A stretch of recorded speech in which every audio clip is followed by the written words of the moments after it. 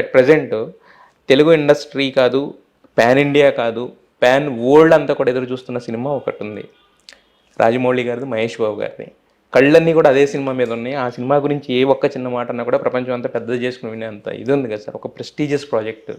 అది మీ దుర్గా ఆర్ట్స్కి రావడానికి ఎలా ఎలా పాసిబుల్ అయింది సార్ ఈ ఈ స్టేజ్ ఆఫ్ ఇదిలో? అది కేఎల్ నారాయణ గారు, నేను 4వ సినిమాని ఏదో చేస్తున్నప్పటి నుంచే అనుకున్నాం, is going to be a very big director, ఈయనతో ఎప్పటికైనా మనం సినిమా చేయాలి అని చెప్పి అప్పుడు ఇద్దరం ఆయన్ని కలవటం జరిగింది.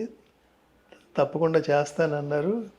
అప్పటి నుంచి కొన్ని కమిట్మెంట్స్ వల్ల అది ఇప్పటికి అయిందనమాట. ఓకే. మరి మహేష్ గారితో అంటే ఆయన కమిట్మెంట్ వలన, లేకపోతే మహేష్ గారితో అనుకున్నారా ముందే? మహేష్ బాబు గారితో కూడా అనుకున్నాం ముందే. మ్మ్. సో అది ఈ కాంబినేషన్ అయితే ఇంకా బాగుంటుంది అన్న దీంతో అట్లాగా. అదే సార్, అంటే ఏది జరిగినా మన మంచికి అన్నట్టు. ఇప్పుడు ఆస్కార్ లెవెల్లో లాస్ట్ టైం అంటే కీరవాణి గారికి వచ్చినాయి, కానీ ఈసారి రాజమౌళి గారు ఖచ్చితంగా రేస్లో ఉండే వ్యక్తి. మహేష్ బాబు పాన్ వరల్డ్ మొత్తం తెలిసేది. దాని ద్వారా దుర్గా ఆర్ట్స్ కూడా మళ్ళీ ఒకసారి టోటల్గా అన్ని అంటే వరల్డ్ వైడ్గా ఉన్న స్క్రీన్స్ అన్నిటి మీద దుర్గా ఆర్ట్స్ అనే పేరు కనబడబోతుంది అన్ని languages. Almost after waiting more than 12 years. 12 years. అదే, అంటే ఓపిక ఉంటేనే సక్సెస్ వస్తుంది అంటారు కదా, అది మీ విషయంలో నిజమైనట్టుంది.